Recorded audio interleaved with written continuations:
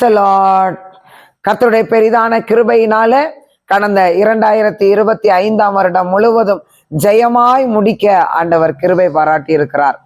இப்பொழுது நின்று கொண்டிருக்கிற இந்த 2026 வருடமும் கூட தேவனாகிய கர்த்தர்தாமே நாம் ஒவ்வொருவரோடும் கூட இருந்து அவர் நமக்கு கொடுக்கிற ஒவ்வொரு வாக்குத்தத்தத்தின் படியும் நம்மை நேர்த்தியாய் நடத்தி வருடத்தின் இறுதி வரை கொண்டு செல்லுவார் என்கிற விசுவாசத்தோடு அவரை உறுதியாய் பற்றி கொள்ளுவோம். கர்த்தர் நம்மை ஆசீர்வதிப்பார்.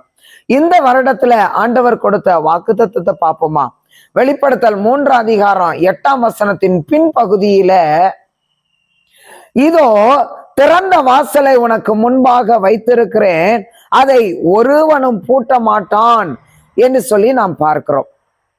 இத்தனை வருஷ காலமா நீங்க நிறைய ஆசீர்வாதத்தை ஆண்டவர்கிட்ட இருந்து எதிர்பார்த்திருப்பீங்க. காத்திருந்து ஏமாற்றம் அடைந்ததை போல ஒரு சூழ்நிலையில இருப்பீங்க. திருமண காரியமா இருக்கலாம், வாசல் அடைக்கப்பட்டது. செய்து கொண்டிருந்த வேலை திடீரென்று உங்களை விட்டு கை விலகி போயிருக்கலாம். இல்லையா, வேலையே கிடைக்கல, இதுவரை வருமானம் இல்லாம நான் ரொம்ப கஷ்டப்படுறேன், எவ்வளவோ முயற்சி எடுக்கிறேன், எனக்கு எங்கேயுமே வேலை வாய்க்க மாட்டேங்குது அப்படின்னு சொல்லி நினைக்கிறீங்களா? வீடு கட்டுவதற்கு ஒவ்வொரு வருஷமும் முயற்சி எடுக்கிறேன், ஆனா எத்தனையோ வருடங்கள் கடந்து போனது, எனக்கு அதுக்கான வாசல் திறக்கவே இல்லை என்று சொல்லி கவலையோட இருக்கிறீங்களா? இப்படிப்பட்ட அடைக்கப்பட்ட வாசல்களை என் ஆண்டவர் இந்த 2026 வருடம் உனக்கு நான் திறந்து கொடுக்கிறேன், அதை ஒருவனும் பூட்ட மாட்டான் என்று ஆண்டவர் வாக்கு கொடுக்கிறார். கர்த்தர் திறந்தாரே, ஆனா அதை அடைக்க யாராலும் முடியாது. எந்த வல்லமையினாலும் எந்த மனுஷ தந்திரத்தினாலும் மூட முடியாது பிரியமானவர்களே. இதே வசனத்துக்கு மேல உள்ள வசனத்துல பார்ப்போம், தாவீதின் திறவுகோலை உடையவர், ஒருவரும் பூட்டக்கூடாதபடிக்கு திறக்கிறவரும் ஒருவரும் திறக்க கூடாதபடிக்கு பூட்டுகிறவருமானவர் என்று சொல்லி நாம் பார்க்கிறோம். நாம் ஆராதிக்கிற தேவனாகிய கர்த்தர் அப்படிப்பட்ட வல்லமையுடையவராய் இருக்கிறார் பிரியமானவர்களே.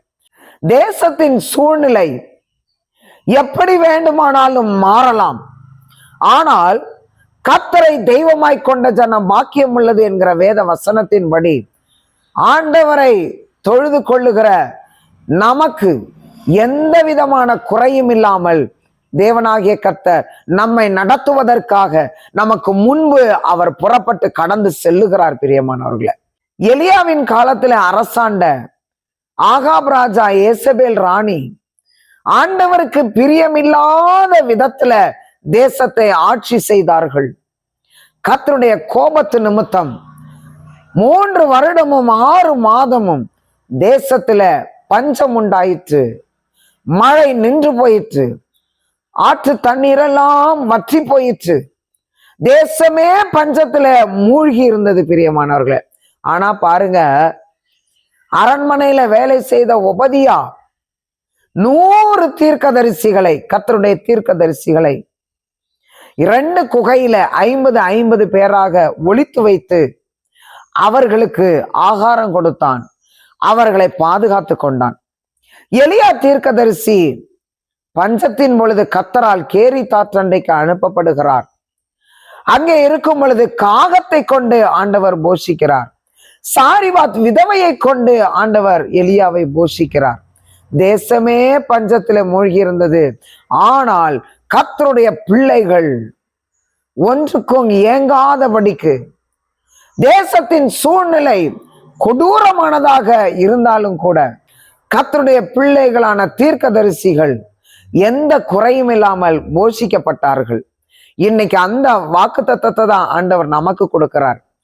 தேசத்தின் சூழ்நிலை எப்படி வேண்டுமானாலும் மாறட்டும், நிலைமை எந்த நிலைமையை வேண்டுமானாலும் சந்திக்க நீ ஆயத்தப்படு, ஆனா ஒன்றுக்கும் கலங்காத, உனக்கு குறை ஒன்றும் இல்லாதபடிக்கு எல்லா வாசல்களையும் உனக்கு நான் திறக்கிறேன் என்று கர்த்தர் சொல்லுகிறார்.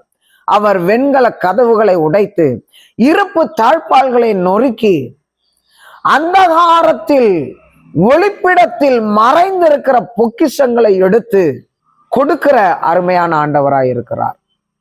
அவரை நாம் முழுவதும் சார்ந்திருக்கும் பொழுது, அவர் கொடுக்கிற இந்த வாக்குத்தத்தத்தை 100% விசுவாசித்து நமக்கென்று சொந்தமாக்கி கொள்ளும் பொழுது எந்த குறையும் இல்லாமல் அவர் நடத்துவதற்கு நம்முடைய குடும்பத்துக்குள்ளாய் இறங்கி வருகிறார், நமக்குள்ளாய் இறங்கி வருகிறார். கர்த்தர் தாமே நம் ஒவ்வொருவரையும் அளவில்லாமல் ஆசீர்வதிப்பார். ஆமென்.